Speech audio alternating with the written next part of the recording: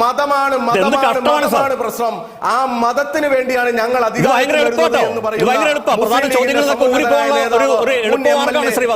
എന്തോ അലമ്പുണ്ടാക്കാൻ വന്നിരിക്കുക. താങ്കൾക്കറിയാം ഈ ചർച്ച ബുദ്ധിമുട്ടാണെന്ന്. അപ്പൊ താങ്കൾ എടുക്കുന്ന എസ്കേപ്പ് റൂട്ടാണ്. ഇത് കണ്ട ആൾക്ക് മനസ്സിലാവും. എത്ര സമയം സംഘടന തുടങ്ങിയിട്ട്? കുറച്ചു നേരമായി. ഞാൻ കുറച്ച് ലേറ്റ് ആയി പോയി.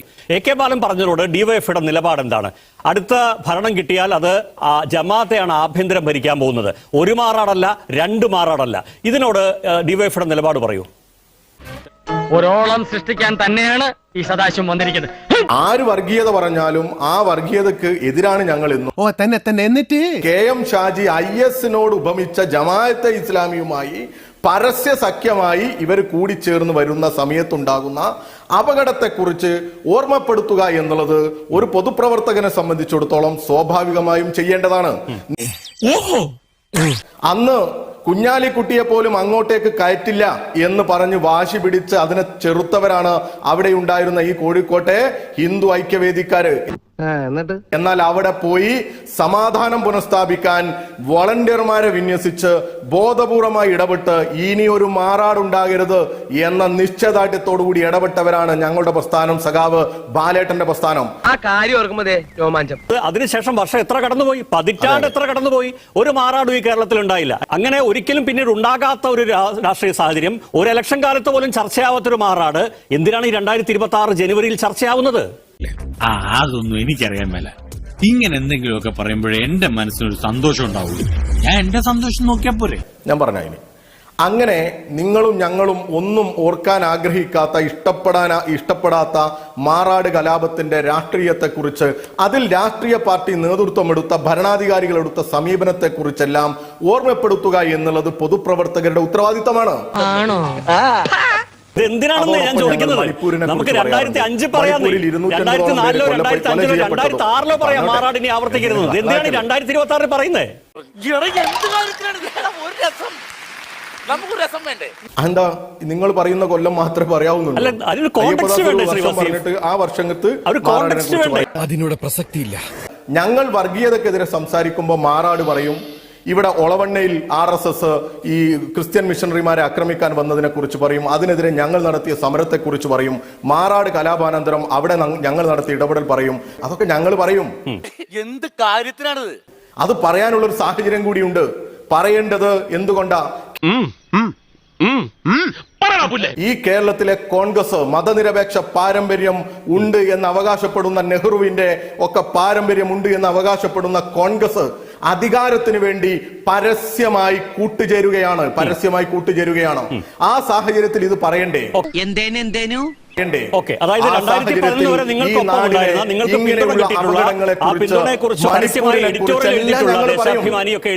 ദേശാഭിമാനി എഡിറ്റോറിയൽ എഴുതിയിട്ടുള്ള ആ ജമാഅത്തെ ഇപ്പൊ നിങ്ങൾക്കൊപ്പമല്ല എന്നുള്ള രാഷ്ട്രീയ പരിസരം കൂടി സമ്മതിക്കണം. 2011 124 സീറ്റിൽ അവർ നിങ്ങൾക്ക് പിന്തുണ പ്രഖ്യാപിച്ചിട്ടുണ്ടെന്നാണ് ചരിത്രം. അയ്യപ്പദാസ് ആ എഡിറ്റോറിയൽ ഒന്ന് പൂർണ്ണമായി വായിക്കണം. ഞങ്ങളെ പിന്തുണച്ചോ അല്ലെങ്കിൽ ഞങ്ങൾക്ക് വോട്ട് ചെയ്തോ ഇല്ലയോ എന്നുള്ളതല്ല പറഞ്ഞത്. ഇന്നത്തെ സാഹചര്യം എന്താ അയ്യപ്പദാസെ? അവര് ഈ കേരളത്തിൽ പറയാൻ ശ്രമിക്കുന്നത് എന്താണ്? എന്താ പറഞ്ഞത് പറയൂ. പിണറായി വിജയൻ സംഘിയാണ് അല്ലേ? അതൊക്കെ നാട്ടുകാർക്ക് അറിയാവുന്ന കാര്യം അല്ലേ? CJP ആണ്. അങ്ങനെയൊക്കെ പറഞ്ഞ് ഒരു മതനിരപേക്ഷ പാരമ്പര്യമുള്ള ഇടതുപക്ഷത്തിന്റെ നേതൃത്വത്തെ ആകെ സംഘപരിവാരാണ്, RSS ആണ് എന്ന് വരുത്തി തീർക്കാൻ എല്ലാ കാലത്തും അവർ പരിശ്രമിച്ചുകൊണ്ടേയിരിക്കുക. പച്ചവെള്ളം ചവച്ചു കുടിക്കണ പഞ്ചപാവം. ഒരു കാരണവശാലും UDF വന്നാൽ ജമാഅത്തെ ഇസ്ലാമി ആഭ്യന്തരം കൈകാര്യം ചെയ്യില്ല. അപ്പൊ ഇനി അത് ഏത് കാൽക്കുലേഷൻ വെച്ച് ആര് നടത്തിയാലും അത് സംഭവിക്കാൻ പോകുന്നൊരു കാര്യമല്ല. അപ്പൊ പിന്നെ അവിടുത്തെ പ്രശ്നം എന്താണ്? ആരും കൂടെ ഇല്ല. എന്നാൽ പിന്നെ ഒരു ഭയസൃഷ്ടി നടത്തി ഒരു ഭൂരിപക്ഷ സമുദായ വോട്ട് ഏകീകരിക്കാം. ഇതല്ലാതെ മറ്റെന്താണ് ഈ വെള്ളാപ്പള്ളിയെ AK ബാലൻ തലയിൽ ചുമക്കുമ്പോ മനസ്സിലാക്കേണ്ടത്? ഇവൻ ശരിയല്ല.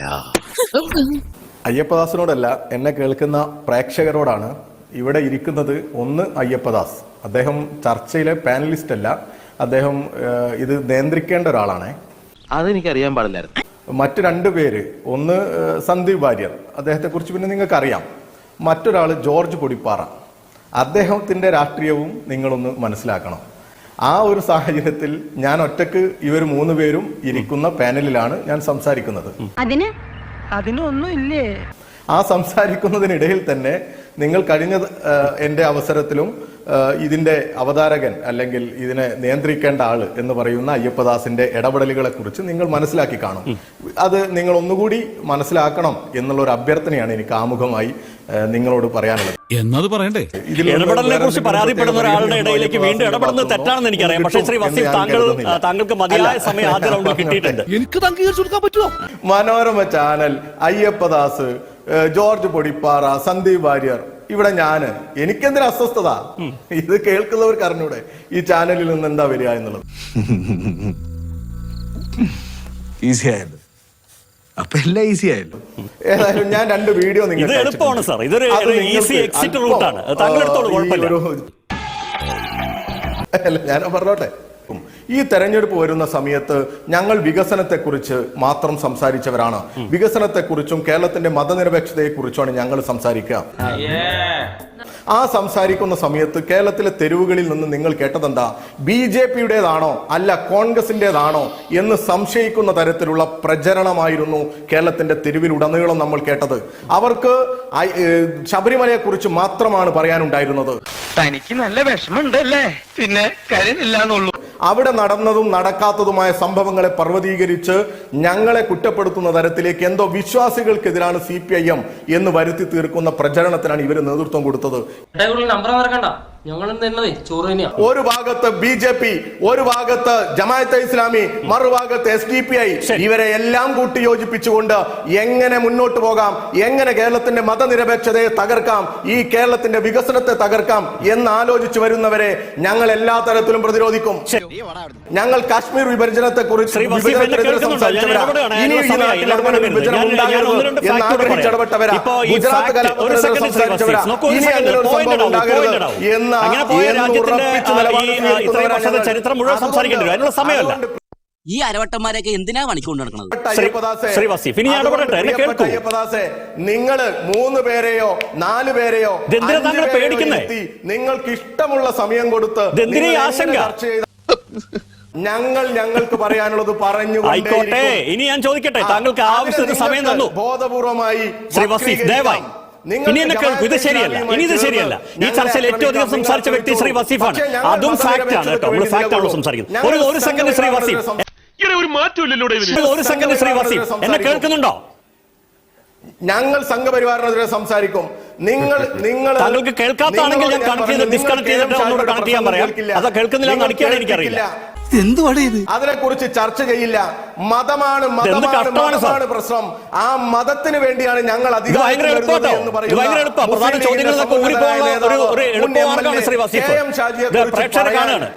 ആവേശം കൊണ്ട് ഓരോന്ന് വിളിച്ചു പറഞ്ഞ് തടിയേടാക്കണ്ട.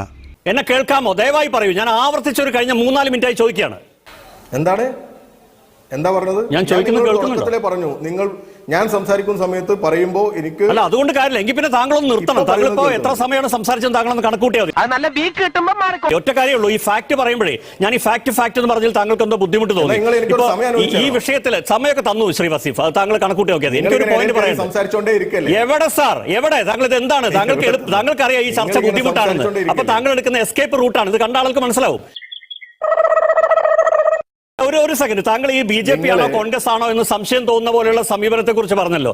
ഇതേ സർക്കാർ ഈ മാസങ്ങൾക്ക് മുമ്പ് PM ശ്രീയിൽ ഒപ്പിട്ടപ്പോ നാട്ടുകാർക്ക് സംശയം തോന്നിക്കാണില്ലേ ഇത് BJP സർക്കാരാണോ CPM സർക്കാരാണോ എന്ന്? എണീറ്റ് വരണ്ടേയിരുന്നു. വല്ലാതെ വേർക്കുന്നുണ്ടല്ലോ, ചൂടെടുക്കുന്നുണ്ടോ? അയ്യപ്പദാസെ, PM ശ്രീ പദ്ധതി കേരളം മാത്രമാണ് ഒപ്പിട്ടത്? നിങ്ങൾ എതിർത്തവരാണെന്നേ, അതാ പ്രശ്നം. കേരളം മാത്രമല്ല, നിങ്ങൾ പറഞ്ഞവരാ. സന്ദീപ് വാര്യർ പറയുന്നത് കേട്ടു. ഇന്ത്യയിലെ എന്താന്ന് വെച്ചാ ഒന്ന് പറഞ്ഞു തുലക്കടോ.